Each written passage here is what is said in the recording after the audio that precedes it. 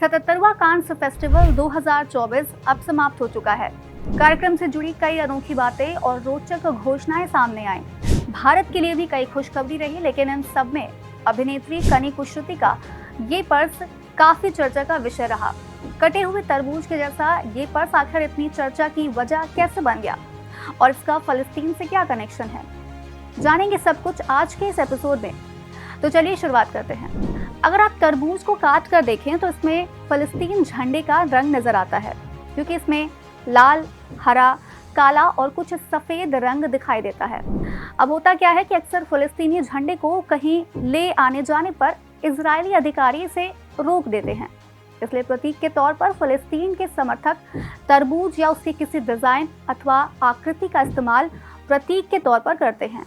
इसके अलावा कई लोग ये दावा करते हैं कि अगर सोशल मीडिया पर आप सीधे तौर पर फलस्तीन के झंडे का इस्तेमाल करते हैं, कोई पोस्टिंग करते हैं, तो America based social media sites इसे प्रतिबंधित कर देती हैं। इसलिए इससे बचने के लिए कटे हुए तरबूज की आकृति अथवा इमेज का इस्तेमाल किया जाता है। तरबूज को फलस्तीन के समर्थन में प्रतीक के तौर पर इस्तेमाल करने का एक कारण और भी है, वह ये कि फलस्तीन में भारी मात्रा में तरबूज की खेती की जाती है। वेस्ट बैंक से लेकर गाजा तक तरबूज उगाए जाते हैं। फलस्तीनी व्यंजनों में इसे काफी इस्तेमाल किया जाता है। अब फलस्तीन के समर्थन के तौर पर प्रतीक के रूप में कटे हुए तरबूज का इस्तेमाल कब से शुरू हुआ, इसका इतिहास क्या है, इसके बारे में निश्चित तौर पर कहना थोड़ा मुश्किल है।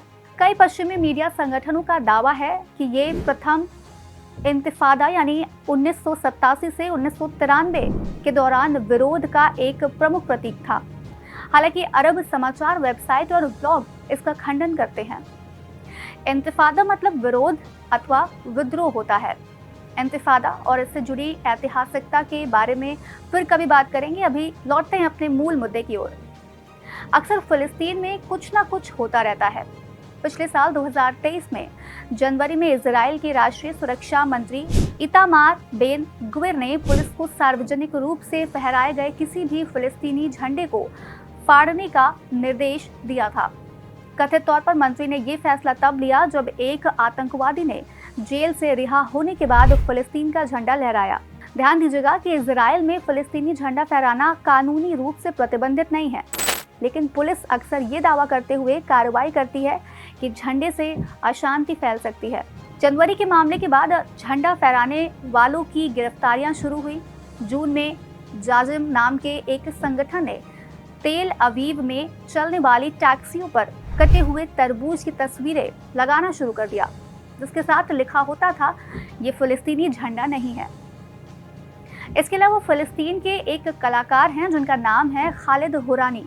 इन्होंने साल 2007 में फलस्तीन प्रोजेक्ट के सब्जेक्टिव एटलस के लिए तरबूज के एक टुकड़े का चित्र बनाया था। उनका ये काम बहुत चर्चित हो गया, एक तरह से वायरल हो गया, और इस तरह उन्होंने तरबूज को फलस्तीनी मुद्दे के साथ मजबूती से जोड़ने का काम किया। आज भले ही तरबूज के उपयोग की उत्पत्ति स्पष्ट नहीं है, लेकिन इसे फलस्तीनी प्रतिरोध के प्रतीक के रूप में व्यापक रूप से स्वीकार कर लिया गया है।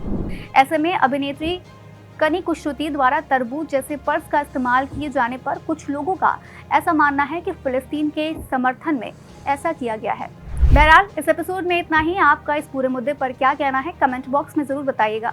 हम फिर मिलेंगे कुछ नई जानकारी के साथ। तब तक के लिए हमें दीजिए इजाजत। नमस्कार।